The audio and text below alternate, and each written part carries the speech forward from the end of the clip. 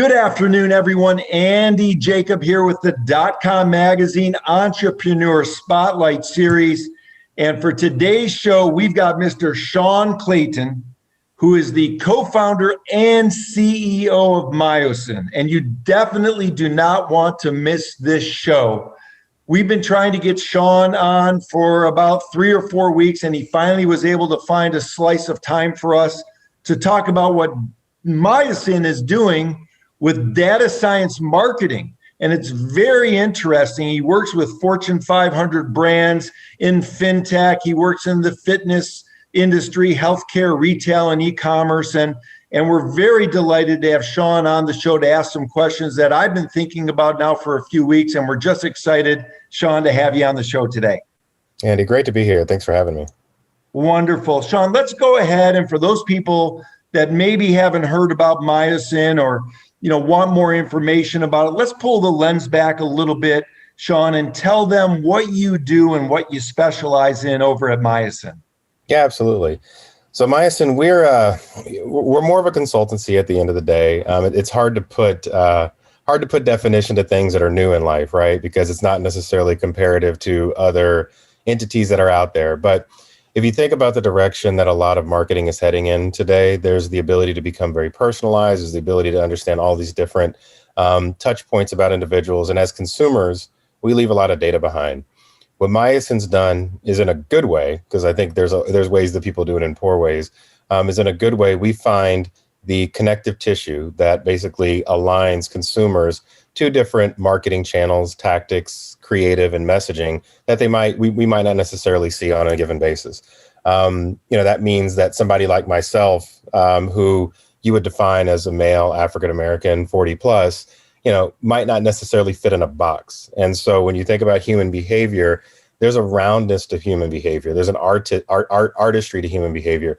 And at Myosin, we combine data with that artistry in order to help individuals really meet and connect with somebody in a more meaningful way using marketing tactics that historically have been just kind of like, spray and pray at the end of the day. See, I believe everything you said, except for the fact that you're in the 40 plus demographic. Well, bless you. Yeah, thank you. Becoming my best friend. Yeah, you look great. So let's go ahead and pull it back a little bit. So let's just say somebody calls you for some consulting, and let's pick one of the verticals that you're in. Let's just say it's someone calling from the Fintech vertical. And they say, hey, Sean, I want some help. I want to have that connectivity that you've become known for in the industry and known for as part of your expertise at Myosin. So let's talk high level, like how do you approach someone in this make-believe story calling from the Fintech industry to help them make that connectivity happen with their customers? Absolutely. So the first thing we start with is we work with any company to help them develop their marketing core. A marketing core could be different for different types of clients. The marketing core surrounds your marketing tech stack that you have internally. A lot of people either do or don't have one or is trying to figure it out. So we help them establish what that looks like, what the connective layers are. There are a lot of different data providers out there. So what data provider is actually going to be meaningful for a Fintech company versus another company out there, because they're so different at the end of the day. And we have established relationships that help bring in the best in class, privacy compliant, consent driven type of data. So it never puts a firm or a brand that we work with at risk.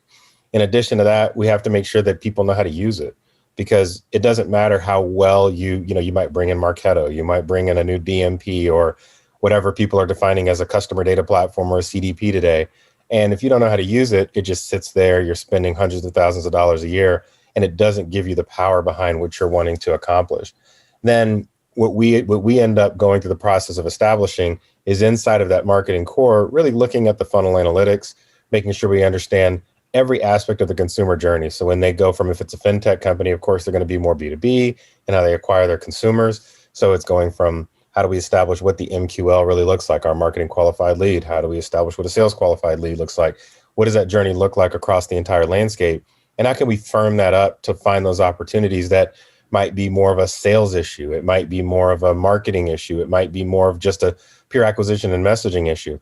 But what happens is when we work within the marketing core that we help develop for any entity that we work with and put our data layer and practitionership over the top of it, it really starts to accelerate, increase the volume of how sales happen, how acquisition happens, and starts to grow the top line for any business organization without really doing anything to to the bottom line. So it's quite nice for the clients that we work with.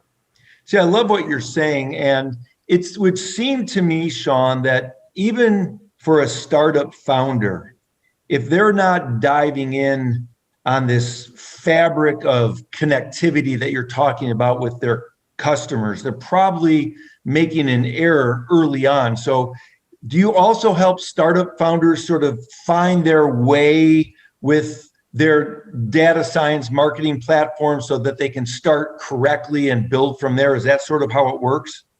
Yeah, I mean, it really is. The key of it is the world of marketing science, data science, when you start talking about it, it's very intimidating for any kind of startup company at the end of the day. So they end up looking at it and say, okay, I don't want to do that. Let me just get my MailChimp right. Let me get my Shopify site right. Or let me make sure that my data is flowing through whatever CRM that I'm using. And there's more to that, because if you start building from the ground up, you don't have to go back and fix it later.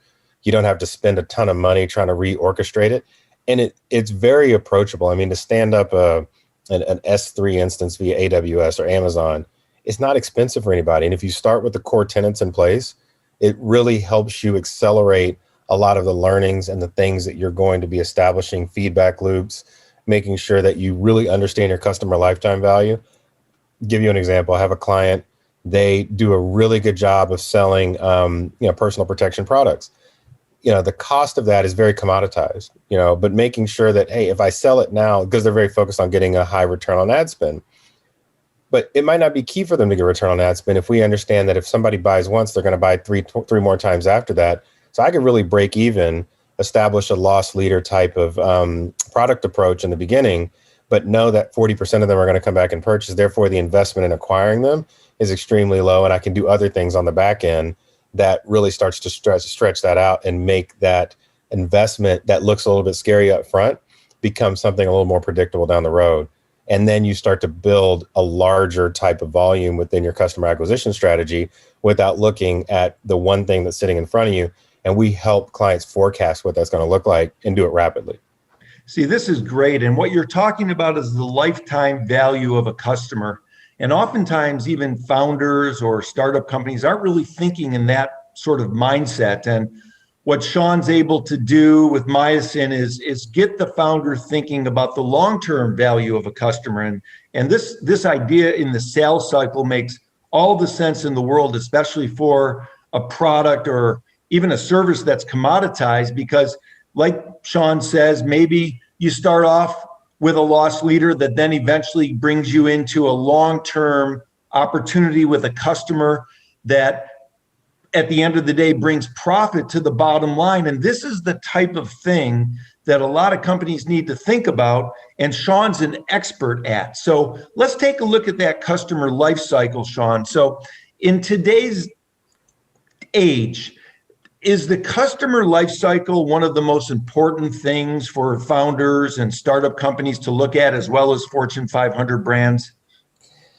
In a lot of ways, yes. I mean, and Andy, if you think about it, the sexiest thing right now about anything data driven is, and human behaviors, we're very predictable. Okay. You have, and I'm going to get to your question, but I'm going to kind of go around the corner to get there. Okay. So you have a lot of different traits about you. There's a lot of content that you read on a daily basis. You probably read similar content. So if I were to profile you, Andy, I would say, okay, there's shows you watch, there's content you read. That gives us actually what we would consider in our world called cognitive resonance. So there's certain things that you do that actually resonate with the actual content, engagement, apps you work with, things along those lines that you're engaged with on a daily basis. The cool thing about that is that once I can establish that, there's a lot of other people, one, that look like you, that might have already engaged in my ecosystem one or two times. If I can establish what that looks like, understand your motivations and need states, there becomes a predictability about you that when you hit my website or you become a potential customer of mine, there are a lot of what we call in the marketing science world match keys. Or what a match key is like your IP address, your mobile ad ID, all these things that you kind of like leave around that are anonymous. But these match keys that exist out there, if I can identify on what that looks like, understand all of the data that flows behind you, come back around and then match you with somebody in my universe that has historical behavior that drives the prediction to what you look like. In essence, I can start forecasting predictive lifetime value against Andy based on you entering my store and do different type of marketing tactics or personalization to you to then say, you know what, I don't mind selling this for less money because I know that he's going to come back in 3 weeks and buy again.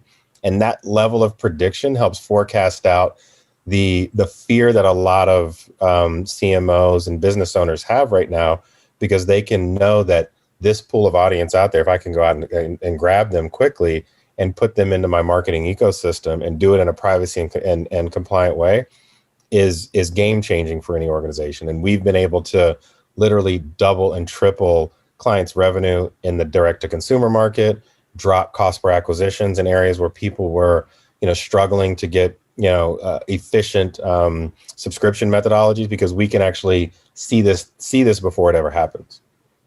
That is fascinating. I mean, this is really cutting edge technology, cutting edge data science. Sean and your team, Sean, really obviously, just from speaking with you in the short period of time we've been on this call, is right in the pocket.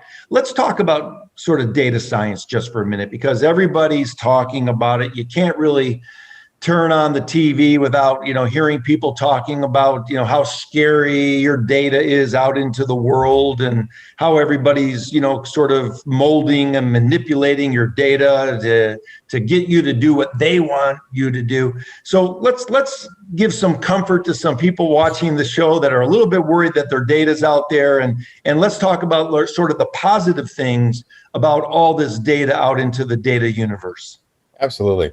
Well, and to speak to that, you kind of have to understand why it's so scary right now. There's in the world of advertising, there's a buy side and a sell side. Okay. The sell side is your publishers, your CNNs, your ESPNs, things along those lines. They have every right to capture your data, because when you hit the site, they have a value exchange. They're giving you information in exchange for content that you're reading. So if you give an email address or whatever it might be, even drop a cookie on their site, that's okay, because they want to be able to track you and personalize your experience and things like that. And they're giving you content either for free or in exchange for something, or you might be paying for it, whatever it might be. That's not a bad thing. When it becomes a bad thing, okay, is when on the advertising side, I am in the space of trying to gather or grab that information passively without telling you that I'm doing it or providing any value exchange for you. So if I'm not giving you something back, and I'm a brand that's going through the process of advertising something to you, and there's no exchange of value there, I'm kind of what's considered daisy chaining consent to get to you. Or I've grabbed your information and I've done things or grabbed it from another place that you didn't know that I was grabbing it from. So I'll use Facebook for an example. Facebook's a great system. They give you a social platform to be able to go in, communicate with your family, know everything that's going on across the board. It's pretty awesome at the end of the day, the amount of information that they collect. What was not okay, we can go back to the last election and we can all have our own opinions about this, but what was not okay is for them to be able to use that for fear-based advertising, for them to be able to use that to, or somebody to be able to go in and kind of hack into that to use that information in order to manipulate voting outcomes. Horrible use case for it, which really amplified the data conversation that we're having today. You look at Google and what they're doing around the, suppressing cookies. You look at Apple, there's this whole IDFA, which is like your mobile ad ID deprecation that's happening. Not bad things, because it really puts the brand in a position to where now they can start communicating with the consumer along with the publishers to really start creating that connective tissue around the data. And me as a consumer, I would love to have a more personalized experience, as I think all of us would, but I want to know how that data is being used. So the data is not a bad thing that's out there. It's when the data is collected passively on me. And like I have a phone that's tracking my location. I didn't know that I gave permission to do it, and it knows where I am and it's selling that information. And I've got some company on the back end making a ton of money on my location data. That's not okay. Okay.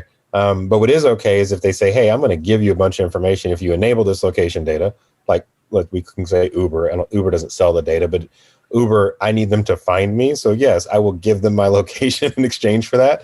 And because of that, if Uber turned back around and said, you know what, I'm going to give you a discount on your Uber rides if you let me sell that data, because it become a business center for me.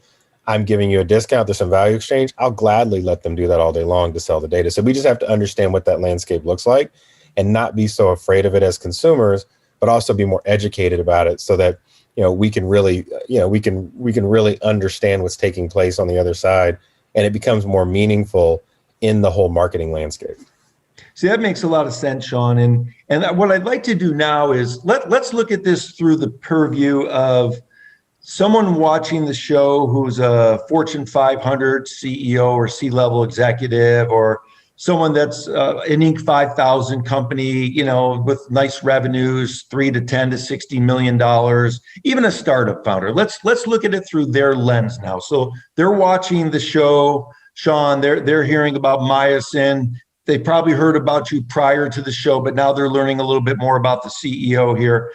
And they just heard you say something that, in one case that you were able to increase the percentages of the close rate and the revenues by a very, very high percentage. And that obviously is going to prickle their ear a little bit. So when someone calls you and says, hey, Sean, I've got this program, I heard about Myosin, I want you to help us out. When you look at the system that they currently have, are you able, through your tools and your background and experience, are you able in your mind to sort of say to yourself, well, I think I can really help these people increase their revenues by X percent? And if you're able to do that, is that something that you can talk to your potential client about to help them understand the power of this data science marketing platform that you're involved with? Yeah, absolutely. So there's a diagnostic that we put in place in order to go through really breaking down every piece of the funnel, everything that's taking place within the brand's ecosystem, whether they're big or little. Okay. There's only so much marketing technology out there, and we have experts on every one of them. So it's not as if, there's something new that's coming down the pipe that nobody's ever heard about, on our team, mind you. And through that, if I understand the kind of tech power that you have, and we kind of break it up into a couple of different categories. You have the gas that goes in the tank, which is kind of like your intensity. It's the money that you spend. It's the tech that you have. Can I get that moving in the right way? There's a novelty that we want to look at. Basically, does the brand have something novel, something innovative about it? I think the greatest thing about Apple is the fact that they can sell you the same phone almost every year. And, you buy a new one and you think you're getting something new. So they do a phenomenal job about marketing to you in a way, using, certain aspects around, early adopters like myself, or anything along those lines. I want to have the newest phone. I'm going to go get it, because I know my phone's going to slow down, which it naturally does because they put things on it.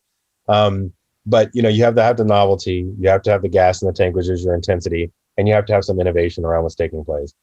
If we look through the diagnostic and work with the brand and establish where the novelty opportunities lie, okay, where the intensity is. And, if for startups, it's hard because they don't have a ton of gas in the tank as far as financial opportunities. But what we do is we help kind of bridge that together to give them almost a pseudo gas tank, using some of the tenants that we have within our data landscape, and even using very low, what I would consider entry level ad tech, in order to help throttle that so that they can then fund and then build a plan on how they fund that next level for them. So, and even investment strategies, we work with them around, product strategies. Here's what you need to put in the market. Here's how you bucket these products together. Here's what's meaningful for your end users at the end of the day. Should you shift to a direct to sales or subscription model? All of that starts to come into play as we start thinking around small windows of time that we can help move the needle to drive that exponential growth. See, let's talk about the B2C and B2B experience, the customer experience, the person on the other end of all this technology for companies. And we have obviously startup founders that watch the show, and also very established CEOs and C-level execs that watch the show as well, entrepreneurs.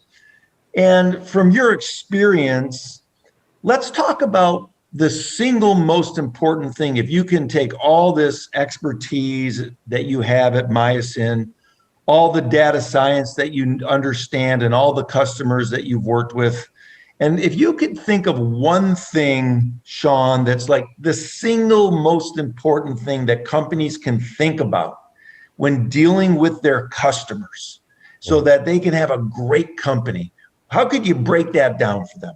Oh, that's a great question. That at the end of the day, people are people. whether you're B2B, whether you're B2C, I think oftentimes B2B, they forget that they're talking to people. You know, B2C, hey, we call it getting married on a first date. So, in the B2C side, I just want to sell you something really fast and I want that dollar to turn into 2 to 3 to 4.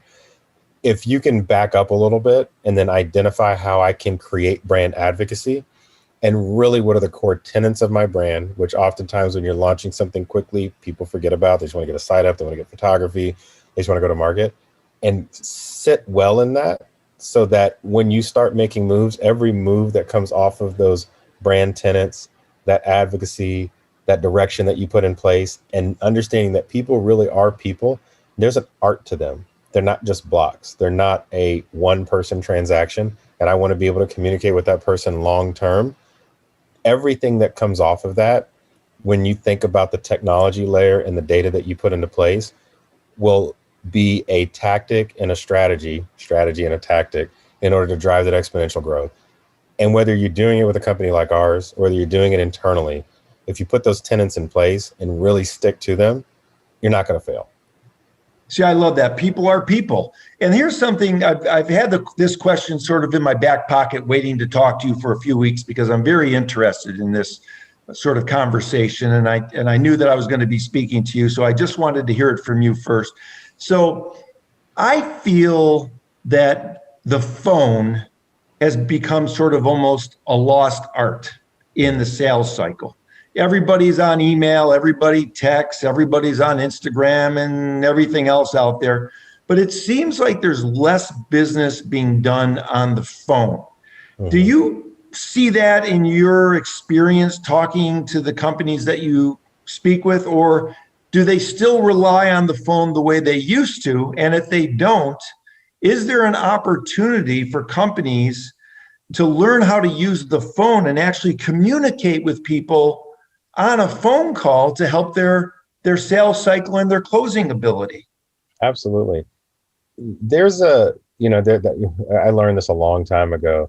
There's an escalation of intimacy that needs to take place in communication, right? You might start with an ad that somebody sees. The person clicks on the ad. Well, I get you to my site. That's an increase in intimacy. Once that happens, I get in a chat room or a chat box, on the site. Well, that's an increase. Well, then I'm wanting something else from you. Well, then I can maybe move this over to email or text message. If I'm not accelerating that intensity or that intimacy that takes place within that communication cycle, there's so many missed opportunities. You want to move that through the funnel. I mean, you don't want to necessarily jump into a phone call when there's other methods of communication that are out there, especially when you have large scalable organizations that can't have those phone calls. But in the space of really increasing that intimacy, thinking of going back to what we just talked about, how people are people want to be spoken to. And if I'm crying out for help or assistance, or I just want to know more about what's taking place there, a simple pick up the phone call really starts to move the needle. And it does it in an authentic way, not a sales or a pushy way. I appreciate this one guy. He calls me every day to try to get me to work with him. And at some point, I'm sure we probably will. Now, timing is important. Me requesting it's important, especially somebody that's super busy. But at some point when I do need him, I will reach out, and I don't want to go backward and him to refer me through, a website again and go look at the help desk and then figure out what's taking place there. A phone call, 2 minutes could be a world of difference as far as building that advocacy. That's awesome. And I believe in that intimacy as well. And I agree 100% with what you're saying. I mean, that's a great way to put it. I've never heard it really said that way, that increasing sort of the level of intimacy as you move along a process puts you in the position to not miss opportunity.